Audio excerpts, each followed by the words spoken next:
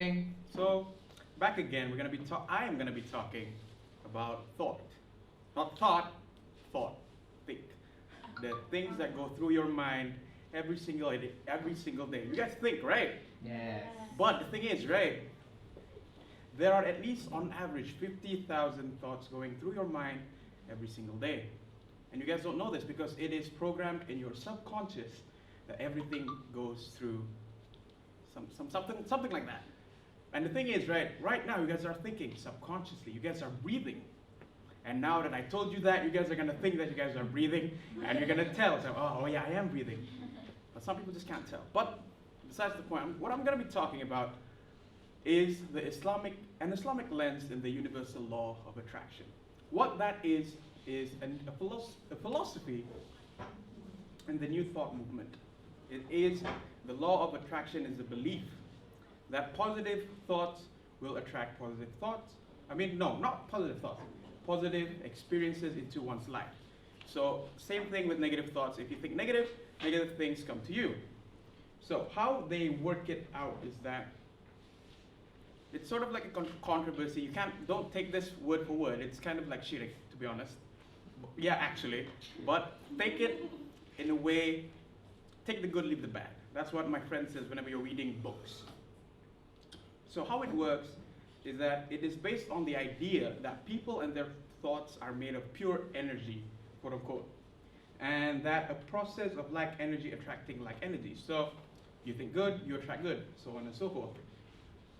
And somehow that can, fix up your way of living. Okay, if you think like you have a boyfriend, for example, for Jake, you can't just think it and it'll magically appear. No, it doesn't work that way, especially for us. But with how the universal law of attraction works is that, first of all, the first step for everything is you gotta think it. You gotta know what you want to happen to you, and then ask for it.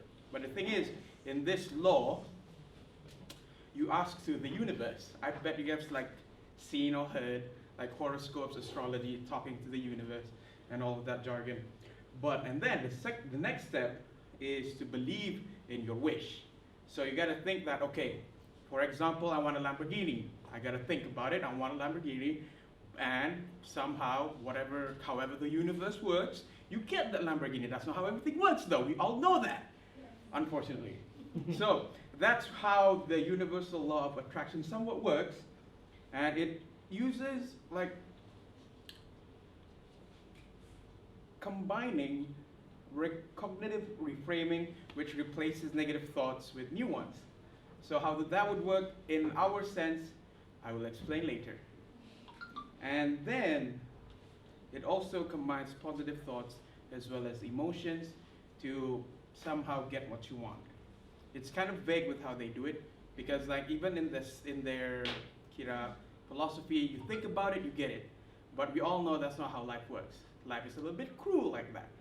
So, as I said, we are going to be looking at it in an Islamic perspective. So, with how that works is, if we were to swap that universe with Allah subhanahu wa ta'ala, right, it makes more sense. You can say that when we make dua or supplicate towards Allah, you got to know what you want first, right? And you got to believe that Allah subhanahu wa ta'ala will fulfill that of what you wished for. And if you have doubt in it while supplicating, it will make if you don't believe in it, you're not going to get it. That's how it is in Islam.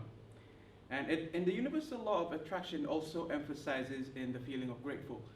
Almost the same with what Adriana was talking about. Being grateful, knowing instead of like just being negative. Because good thoughts, it helps, but like you can only go so far. So you need to act upon your thoughts and actually do those things. So how it emphasizes the gratefulness is by cognitive reframing. So how I would explain that to a person is that if you guys have like a bad situation happen, a good example would be, oh, unfortunately I did not get to the university I wanted. It sucks, but hey, look at me, I'm here with you guys now. And I'm enjoying it ever more. Met them, met you guys, met her. Great lecturer, loving it. So that's how cognitive reframing, I would label that as hikmah for us. Like, instead of just seeing it as the bad, there's actually some good behind it. And for me, it just happens to be this. And then on the other hand, for me, I would also relate cognitive reframing with qadar and qadar.